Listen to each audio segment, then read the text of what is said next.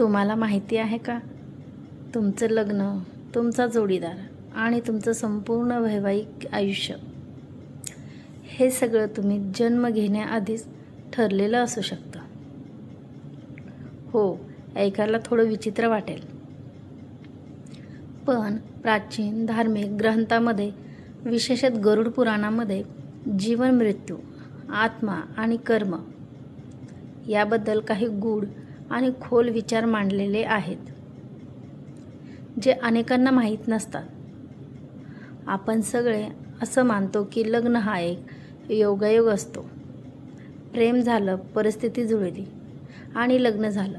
पण या आध्यात्मिक दृष्टिकोनातून पाहिलं तर हे सगळं इतकं साधं नसतं.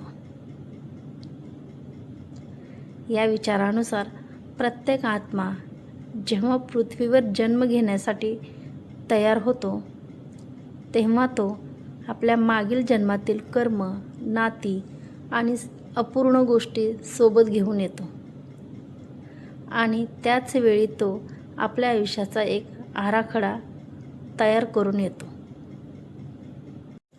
या आराखड्यात त्यांच्या आयुष्यातील महत्त्वाची माणसं आणि अनुभव यांचा समावेश असतो.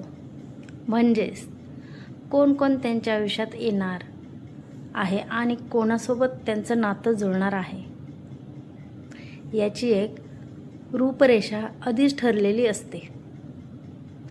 यामुळेच असं मानलं जातं की तुमचा जोडीदार हा अचानक भेटलेला नसतो, तर तो आधीपासूनच तुमच्या आयुष्याचा एक भाग असतो. या संकल्पनेमध्ये आत्म्याचा करार असा एक विचार मांडला जातो. म्हणजे जन्म येण्याआधी आत्मे एकमेकांशी काही ठराविक अनुभवासाठी तयार होतात. काही नाती प्रेमासाठी असतात, काही शिकवण देण्यासाठी, तर काही आपल्या कर्माचे परिणाम समजवण्यासाठी असतात. म्हणूनच काही लोक पहिल्याच भेटीत खूप ओळखीचे वाटतात, तर काही नाती सुरुवातीपासूनच कठीण वाटतात.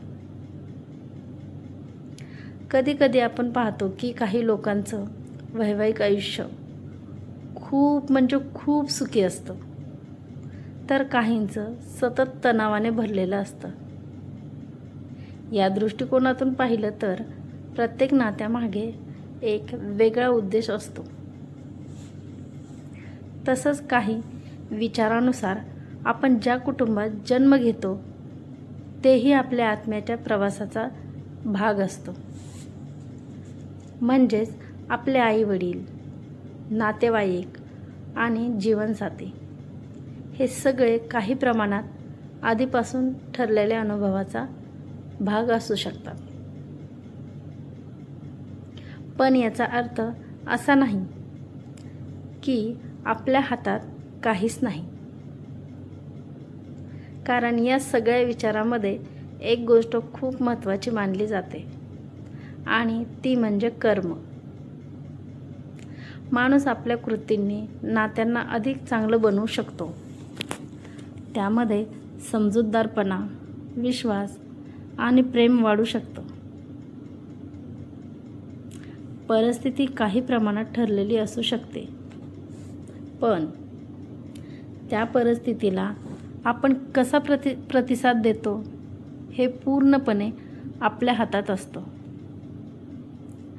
म्हणूनच काही लोक कठीण नात्यातही आनंदी राहतात आणि काही लोक चांगल्या नात्यातही समाधानी नसतात. आणखी एक महत्त्वाची गोष्ट म्हणजे प्रत्येक नातं कायम टिकवण्यासाठी असतं असं नाही. काही नाती आपल्याला काही शिकवण्यासाठी येतात आणि त्यांचा उद्देश पूर्ण झाला की ती संपतात. या सगळ्या गोष्टीकडे पाहताना एक गोष्ट लक्षात ठेवणं गरजेचं आहे. कोणतंही नातं असो, त्यामध्ये प्रेम, प्रामाणिकपणा आणि आदर असेल तर ते अधिक सुंदर बनू शकतं. आणि शेवटी आपल्या आयुष्यात येणाऱ्या प्रत्येक व्यक्तीमागे काही ना काही कारण असतं. म्हणून पुढच्या वेळी जेव्हा तुम्ही तुमच्या जोडीदाराकडे पाहाल तेव्हा फक्त इतकं लक्षात ठेवा, तो किंवा ती तुमच्या आयुष्यात योगायोगाने आलेली नाही, तर एका मोठ्या प्रवासाचा भाग आहे. आणि कदाचित तुमचं नातं हे अनेक जन्मांपासून चालत आलेलं असू शकतं. आता शेवटी एक गोष्ट शांतपणे विचार करा.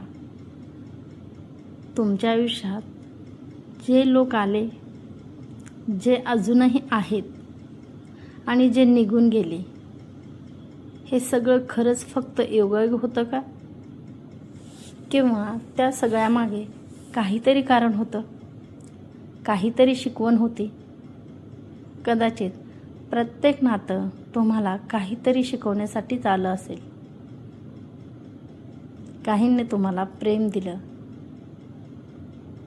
काहींनी तुम्हाला दुःख दिलं, पण दोघांनीही तुम्हाला मजबूत केलं. आणि तुमचा जोडीदार तो किंवा ती फक्त तुमच्यासोबत राहण्यासाठी नाही, तर तुमच्यासोबत वाढण्यासाठी आलेली आहे. म्हणूनच जर नात्यात अडचणी असतील तर त्यातून पळू नका. त्याला समजवून घ्या, कारण कदाचित तीच तुमची सर्वात मोठी शिकवण असेल. आणि जर नातं सुंदर असेल तर त्याची किंमत ओळखा, कारण प्रत्येकाला असा साथ देणारा व्यक्ती मिळत नाही.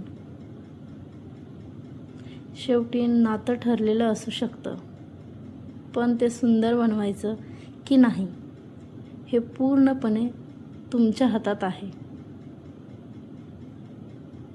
म्हणून प्रेम करा, आदर द्या आणि जे लोक तुमच्या आयुष्यात आहेत त्यांना मनापासून जपा, कारण कदाचित हा प्रवास फक्त या जन्मापुरता नसेल. जर तुम्हाला अशीच रहस्यमय आणि विचार करायला लावणारी माहिती आवडत असेल तर व्हिडिओला लाईक करा, शेअर करा आणि चॅनलला सबस्क्राईब करायला विसरू नका. आणि आता मी एक व्हिडिओ काढणार आहे याच्यावरती की आपल्याला मागचे कर्म का आठवत नाहीत, तर व्हिडिओला नक्की सपोर्ट करा. धन्यवाद.